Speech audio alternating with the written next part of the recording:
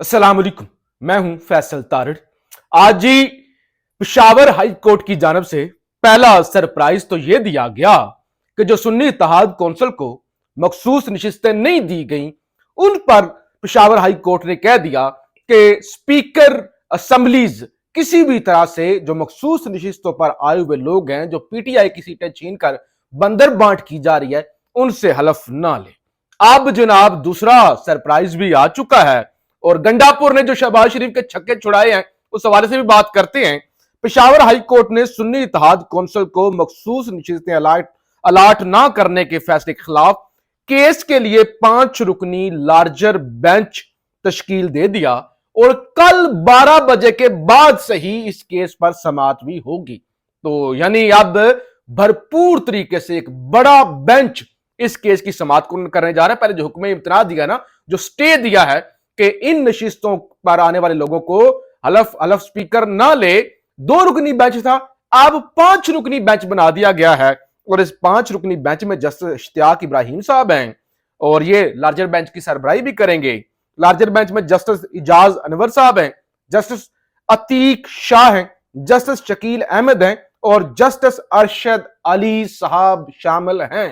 तो कल 12 बजे के बाद पेशावर हाई कोर्ट से कुछ मजीद सरप्राइजेस आने की तवक्को भी है।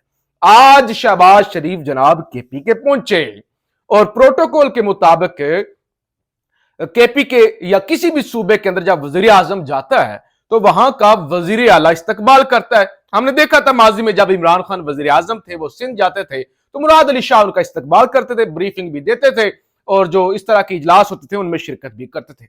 लेकिन आज गंडापुर ने शहबाज शरीफ का इस्तकबाल नहीं किया, नंबर 1।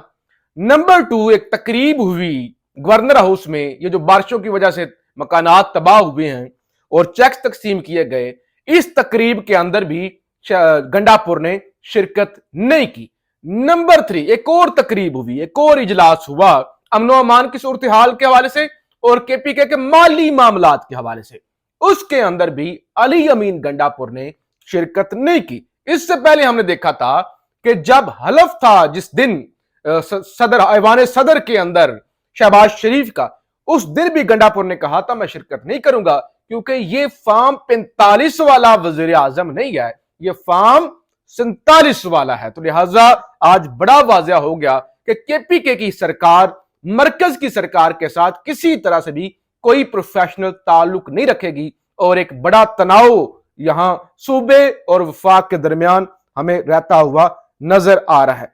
हसन और हुसैन नवाज अदालत में पेश होना चाहती हैं, वारंट गिरफ्तारी की मुअत्तली के लिए जनाब दरखास्तें दायर हो चुकी है कि शहजादे करण अर्जुन पाकिस्तान आना चाहते हैं, वालिद ग्रामी आ चुके हैं, बहन जो है वजीर आला और चचा जान जो है वजीर आजम बन गए हैं।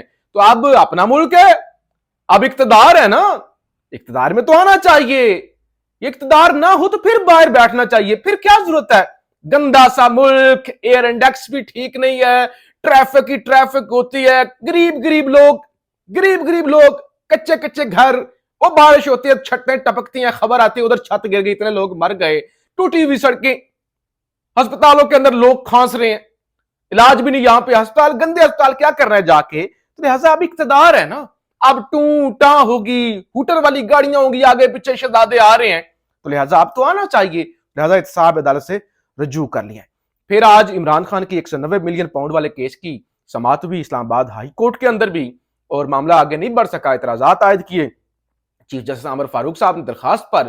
तो बहरहाल आइंदा हफ्ते के लिए यह मामला तो मुलतवी हो गया, लेकिन अडियाला जेल के अंदर जो 190 मिलियन पाउंड का स्कैंडल है उस केस की समाअत हुई। नैब ने 3 गवाहानात के बयानात कलमबंद करवाए और उन पर जिरा भी मुकम्मल हुई और वहां पे जो मौजूद रिपोर्टर थे वो बताते हैं कि जज साहब की कोशिश यही थी कि आज के दिन ही ये केस मुकम्मल कर लिया जाए, जैसे बाकी जजेस करते थे कि जल्दी जल्दी केस निपटाओ, क्या जरूरत है गवाहान को भी सुनने की, हक दिफा देने की भी क्या जरूरत है, जिरा की भी क्या जरूरत है। तो आज भी ऐसे ही मनाजर कुछ नजर आए। अच्छा, फिर फजलुर रहमान आज लाहौर के अंदर बड़े तपे, जो रात को अलामिया जारी हुआ ISPR की जानब से, जो कोर कमांडर कॉन्फ्रेंस हुई, फजलुर रहमान ने कहा फौज अगर सियासत में आएगी तो कोई कोर कमांडर कॉन्फ्रेंस की قرارداد مجھے تنقید سے نہیں روک سکتی۔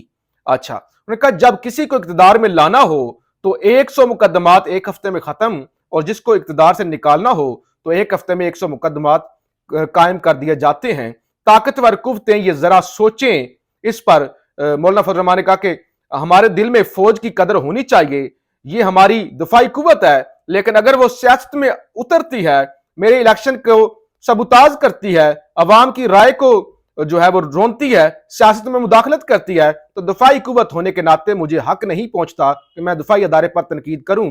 لیکن وہ سیاسی ادارہ بننے کی کوشش کرتا ہے تو کوئی کور کمانڈر کانفرنس کی قرارداد مجھے تنقید سے نہیں روک سکتی۔ انہوں نے کہا اگر پروفیشنلی کام کرتے ہیں تو ٹھیک ہے، ویل اینڈ گڈ، لیکن اگر وہ حکومتیں گراتے ہیں، حکومتیں بناتے ہیں، مینڈیٹ چھینتے ہیں، تو پھر میں تو تنقید بھائی جان کروں گا۔ پھر آج عمران خان اور جی ایچ کیو ایک پیج پر جناب نظر آئے۔ عمران خان سے پوچھا گیا کہ خان صاحب وہ بڑا سخت اعلامیہ آیا ہے کور کمانڈر کانفرنس کا کہ 9 مئی کے لوگوں کو سزا دی جائے گی، نہیں بخشا جائے گا۔ تو خان نے کہا ٹھیک ہے، میں کور کمانڈر کانفرنس اعلامیہ کی تائید کرتا ہوں، 9 مئی میں ملوث ملزمان کو سزا ملنی چاہیے۔ خان نے کہا میں تو یہی کہہ رہا ہوں، میں تو پہلے دن سے جو ہے وہ کہہ رہا ہوں۔ خان نے کہا کہ جو ہے 9 مئی کے واقعات پر کمیشن بننا چاہیے اور سی سی ٹی وی ویڈیوز نکالی جائیں۔ کور کمانڈر کانفرنس اعلامیہ کی تائید کرتا ہوں، 9 مئی کے واقعات میں ملوث ملزمان کو کڑی سے کڑی سزا ملنی چاہیے۔ ہم فوج کے خلاف نہیں، نہ تصادم چاہتے ہیں، ہماری پارٹی فوج کے خلاف نہیں ہے۔ خواتین اور اقلیتوں کی مخصوص نشستوں کے حوالے سے خان نے کہا کہ الیکشن کمیشن نے ہماری مخصوص نشستیں چھین کر جمہوریت کی دھجیاں اڑائیں، پی ٹی آئی کو مخصوص نشستیں نہ دے کر ہماری خواتین پر ظلم کیا گیا، الیکشن میں دھاندلی الیکشن کمیشن نے کی ہے۔ ہم الیکشنز میں دھاندلی کے خلاف پرامن احتجاج کرنا چاہتے ہیں۔ جمہوریت میں پرامن احتجاج ہر جماعت کا حق ہے۔ 9 فروری سے کسی نے مجھ سے رابطہ نہیں کیا، مجھے معلوم ہے مجھ سے رابطہ کیوں نہیں کیا گیا، بتانا نہیں چاہتا۔ آئی ایم ایف کو خط اس لیے لکھا کیونکہ سیاسی استحکام کے بغیر معاشی استحکام ممکن نہیں، ہمارا 70% پیسہ قرضے اتارنے میں چلا جاتا ہے۔ تو لہٰذا خان نے کہا میں ایک پیج بھی ہوں، جی ایچ کیو والے کہہ رہے ہیں کہ سزا ملنی چاہیے، میں بھی کہتا ہوں ملنی چاہیے۔ ہم تو پہلے دن سے مطالبہ کر رہے ہیں کہ آپ انویسٹیگیشن کرائیں، ہیزیٹیشن کس بات کی ہے، دودھ کا دودھ اور پانی کا پانی ہو جائے گا۔ پھر جناب عمران خان نے شیر افضل مروت کو چیئرمین پبلک اکاؤنٹ کمیٹی کے لیے نامزد کر دیا، اور آج خان نے یہ بھی کہا کہ صرف 4 حلقے کھول لیں، لمبا چوڑا نہ کرے کام، 4 حلقے کھولیں۔ پشاور کا نور عالم خان کیسے جیت گیا، حلقہ کھولیں۔ ریحانہ ڈار کے مقابلے میں خواجہ وینٹیلیٹر کیسے جیت گیا، حلقہ کھولیں۔ پھر وہ جو ہے وہ بیرسٹر سلمان اکرم راجہ کے مقابلے پہ اون چودھری کیسے جیت گیا، یہ حلقہ کھولیں۔ یاسمین راشد کے مقابلے پہ نواز شریف کیسے جیت گیا، وہ حلقہ صرف 4 دیگ کے دانے چکھ لے۔ خان نے چیلنج کیا کہ یہ حلقے کھول لیں، 4 حلقے، تو لگ پتا جائے گا۔ ایم کیو ایم کے اندر بھی پسوڑی پڑی ہوئی ہے جی، رابطہ کمیٹی توڑ دی گئی ہے۔ وہ آپ کو پتا ہے کہ آڈیوز آئی تھی، مصطفیٰ کمال کی بھی آڈیو آئی تھی، اور خالد مقبول صدیقی، کامران ٹیسوری کی بھی آڈیو آئی تھی۔ تو لہٰذا آپ جو ہے مرکزی اڈہاک کمیٹی تشکیل دے دی ہے خالد مقبول صدیقی نے، اور کہہ رہے کہ مکمل تنظیم سازی ہوگی، یونین کونسل لے کے گلیوں تک اور آگے اوپر تک تنظیم سازی ہوگی۔ رابطہ کمیٹی جناب توڑ دی گئی ہے، سڑکیں بند کرنے کی کوشش کی گئی تو سختی سے پیش آؤں گی، یہ میڈم چیف منسٹر کی جانب سے کہا گیا جی، اگر سڑکیں بند ہوئی نا پھر میں ہلکا ہاتھ نہیں رکھوں گی۔ پنجاب کی کابینہ نے بھی آج حلف اٹھا لیا، 18 رکنی، کے پی کے کی 15 رکنی کابینہ نے بھی آج حلف اٹھا لیا، جبکہ وفاقی کابینہ کے حوالے سے کچھ نام میرے سامنے آئے ہیں۔ خواجہ آصف کو وزیر دفاع، اسحاق ڈار کو وزیر خارجہ، محمد اورنگزیب کو معاشی ٹیم کا سربراہ یعنی وزیر خزانہ، احسن اقبال کو منصوبہ بندی و ترقی اور نجکاری کی وزارتوں کا قلمدان دیے جانے کے امکان، عطا تارڑ کو وزیر اطلاعات، ریاض پیرزادہ کو بین الصوبائی، رانا ثناء اللہ کو معاون خصوصی برائے داخلہ، امیر مقام کو وزارت آبی وسائل، مصدق ملک کو پیٹرولیم و توانائی کا قلمدان، مصطفیٰ کمال کو سائنس اور ٹیکنالوجی، فیصل سبزواری کو پورٹس اینڈ شپنگ، اور فاروق ستار کو وزارت اوورسیز دینے کا امکان۔ تو اس کا مطلب یہ ہے کہ ایم کیو ایم کو 3 وزارتیں ملنے جا رہی ہیں۔ تو یہ معاملات ہیں جی، کل جو ہے وہ پھڈا پڑے گا پشاور ہائی کورٹ میں، اور پھر پتا چلے گا کہ اب سیاست کس طرح کا رخ اختیار کر رہی ہے۔ پاکستان زندہ باد۔